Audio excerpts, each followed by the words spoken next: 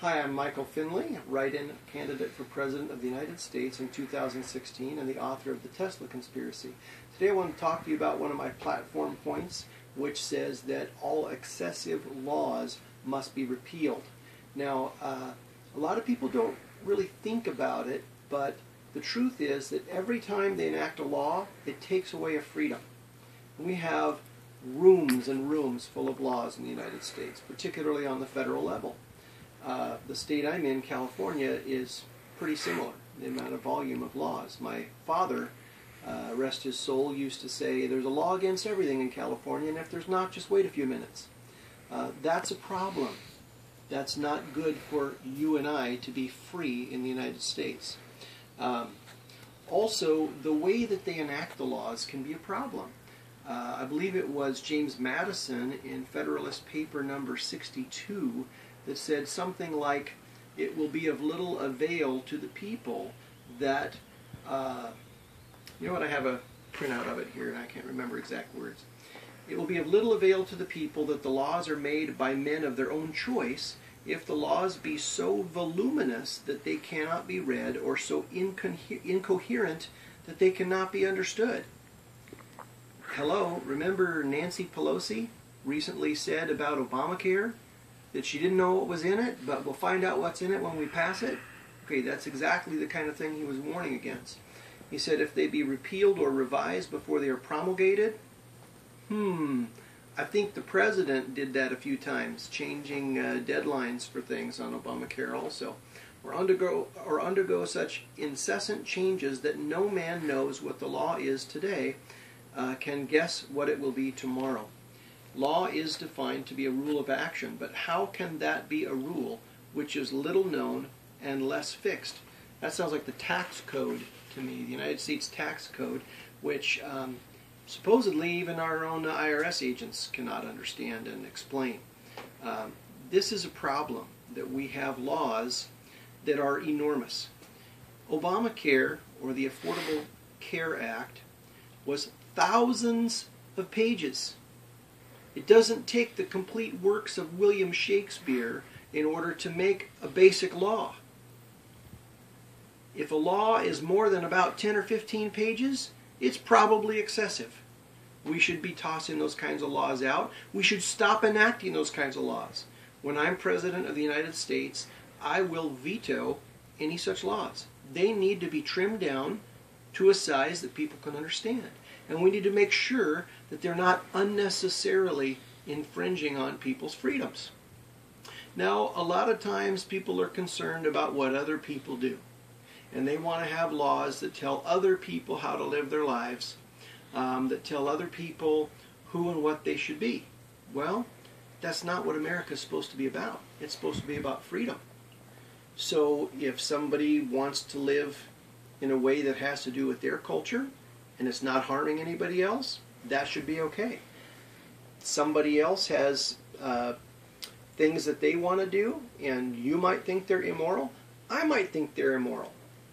Fine, we can go on thinking those things are immoral. But it's really none of our business to tell other people how to be moral.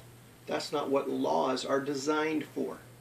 That's for people to make their own choice under freedom of religion as to what moral compass they choose to have.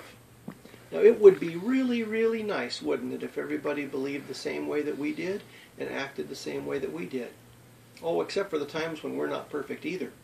So it's time that we stop worrying about other people's business and worry about fixing ourselves. And let's start with fixing our laws that are taking up rooms and rooms in Washington, D.C. Now, one of the laws I mentioned before in my platform is a thing called the 16th Amendment. This is what brought us the income tax.